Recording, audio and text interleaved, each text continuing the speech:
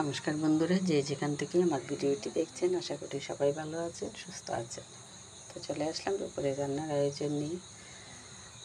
তো রান্না করব এই যে চিংড়ি মাছ বোনা হবে, মুরগি কষাবো মলা মাছ বেগুন দিয়ে, আর সব শেষে একটু লাউ ভাজি করব।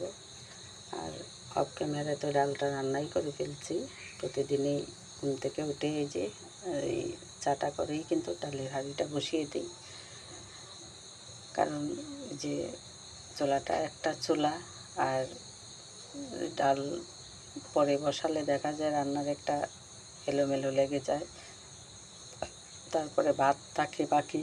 তো ডালটা রান্না করে তো তরকারি রান্না শুরু করি, আর তরকারি সবগুলি রান্না করে তারপরে কিন্তু ভাতটা বসাই সবার শেষে। আবার কোনো কোনো দিন দেখা যায় যে ভাত রান্নারও সময় থাকে না চুলায়, তো এই রাইস কুকারে বসিয়ে দিই। আর আমার রাইস কুকারে তেমন একটা রান্না করতে ভালো লাগে না, খুব ঝামেলায় যেদিন পড়ি ওই দিনই রাইস কুকারটা ব্যবহার করি, তাছাড়া ভালো লাগে না। আমার চুলায় রাঁধতেই ভালো লাগে, মনে হয় যে চুলার রান্নাটা নিজের একেবারে কষিয়ে টষিয়ে নিজের চোখে দেখে বারবার তারপরে রান্না করা যায়। আর কুকারে তো এতবার পারাও যায় না, আর দুইটার ব্যালেন্সও রাখতে পারি না। এই যে কুকারে একটা বসানো, আবার চুলায় একটা, দুইটার ব্যালেন্স রাখাটাও আমার জন্য কষ্টকর। তো এই যে রান্না করতে আসলে দেখা যায় যে নাতনি বারবারই উকি দিবে, কি রান্না হচ্ছে কি রান্না হচ্ছে। তো আজকে ওর সবগুলি খাবারই মজা, চিংড়ি মাছটাও ওর খুব পছন্দ, তারপরে আবার মুরগি হলে তো কোনো কথাই নাই, চিংড়ি মাছটাও খুব পছন্দ করে। তো চিংড়ি মাছটা পেঁয়াজ দিয়ে ভুনা করব। আর চিংড়ি মাছটা সাধারণত সব বাচ্চারাই পছন্দ করে, বড়রা যেরকম করে বাচ্চারাও এরকমই। আর আমরা যারা রান্না করি এদের পছন্দ অপছন্দ তো কোনো গুরুত্ব খুব একটা কেউ দেয় না যারা রান্না করি, কারণ আমাদের কাজ হলো যে রান্না করে সবাইকে খাওয়ানো, যে একেবারেই মন দিয়ে রান্নাটা যেন ভালো হয়, সবাই খেয়ে যেন তৃপ্তি পায় দুপুরের খাবার। আর আমার ঘরে তো একেবারেই দুপুরের খাবারটাই সেরা খাবার বলতে পারেন, কারণ সকালে আর রাত্রে আমরা তো ভাত খাই না, আরও ভিডিওতে বলেছি আমি। তো দুপুরের খাবারটাই কিন্তু একেবারেই যাকে বলা যায় যে কবজি ডুবিয়ে খাওয়া, এইভাবেই খাওয়া হয়। তো রান্নাটাও তো ওইভাবেই করতে হোক সেটা শাক হোক সেটা শুটকি, কিন্তু একেবারেই সুন্দর করে রান্না করে ওদের সামনে দিতে হয়। তো এই যে রান্না করি, মাঝে মাঝে রান্না করে বসে চিন্তা করি যে এই যে এত এই আইটেম করি, এত গুছিয়ে রান্না করে ওদেরকে দিই, শুধু ওদের কথা ভেবেই কিন্তু এই রান্নাগুলি, ছেলে মেয়ের কথা ভেবেই কিন্তু রান্না সম্পূর্ণ করি, যে ওদের কোনটা ভালো লাগবে, ওদের কোনটা খেতে চায়, কোনটা বেশি ভালো, কে কোনটা বেশি পছন্দ করে, ওই চিন্তাটা মাথায় রেখেই কিন্তু রান্না করে আসি। তো কতদিন এটা পারবো জানি না, কারণ বয়স তো হচ্ছে, শরীরও ভালো থাকে না সব সময়। সব সময় যেভাবে করতে পারবো বা কতদিন করতে পারবো এটাও জানি না। তো ভাবি একবার একা একা যে আমার অনুপস্থিতিতে ওরা কীভাবে খাবে, কে করে দেবে। তো অনেক ভাবনাই আসে, যেহেতু বয়স হয়েছে এখন, তো অনেক কিছুই মনের ভিতরে ঘুরপাক করে। তো আবার ভাবি উল্টিয়ে যে যখন যেভাবেই চলার, জীবন ওইভাবেই চলে, দিনও ওইভাবেই চলে, কারোর জন্য কিছুই থেমে থাকে না।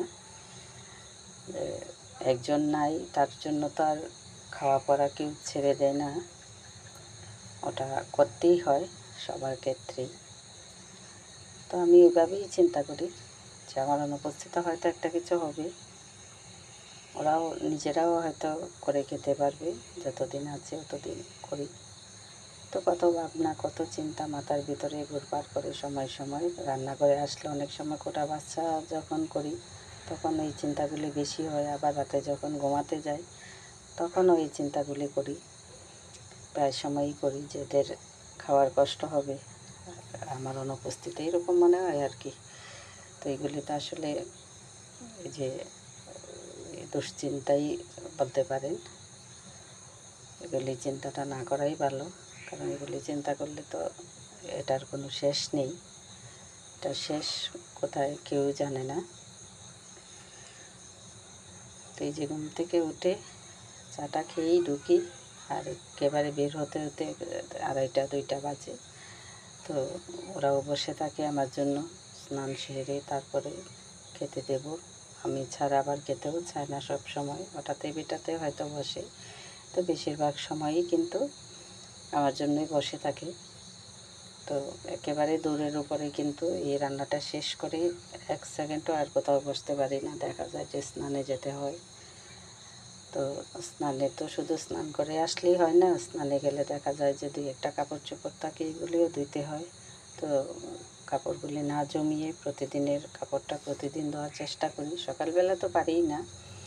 তো রান্নাটা শেষ করে তারপরে ওই টুকটাক কিছু কাপড় থাকলে এগুলি আমি ধুয়ে ফেলি, কারণ জমিয়ে রাখলে দেখা যাবে যে হয়তো এই এই একটা ছোটা কাজের মাসি আছে, তো প্রতিদিন আসে না, মাঝে মাঝে আসে। তো ওর জন্য রেখে দিলে দেখা যায় যে ও এই যে যে সপ্তাহে কাপড়গুলি রাখবো ওই সপ্তাহ জুড়েই আর আসে না। তখন আরও বেশি খারাপ লাগে যে কেন রাখলাম এই কাপড়গুলি। তো নিজেই 2টা করে ধুয়ে কমিয়ে রাখি। আর আমি সত্যি কথা বলতে কি, রান্নার জন্য কোনো কাজই করতে পারি না, এত টেনশন থাকে রান্নার জন্য। ঘুম থেকে উঠে রান্না, মাঝে মাঝে মনে হয় যে আজকে কিচ্ছুই রান্নবো না, কিছুই করবো না। তারপরেও তো মন মানে না, কী খাবে না রান্না করলে। তো যেদিন ভাবি যে আজকে কিছুই রান্নবো না, ওই দিন আরও বেশি হয়। তো মাছ রান্নবো না, মাংস রান্নবো না, তারপরেও দেখা যায় রান্নাঘরে আসলে অনেকগুলো আইটেম হয়ে যায় মাছ মাংস ছাড়াই। সব সময় মাছ মাংসও ভালো লাগে না খেতে। তো একটু ভাজি ভর্তা, আর আমার ভাজি ভর্তার প্রতি আমি খুব দুর্বল। আমার ঝোলের তরকারি থেকে ভাজি ভর্তাটাই বেশি ভালো লাগে। তো কী আর করা, এদের সাথে থেকে তো এদের মতো করেই খেতে হয়। এদের যেটা ভালো লাগে এটা আমারও খেতে হবে। তো এই যে আপনাদের সাথে বকবক করতে করতে রান্নাটাও হয়ে গেছে।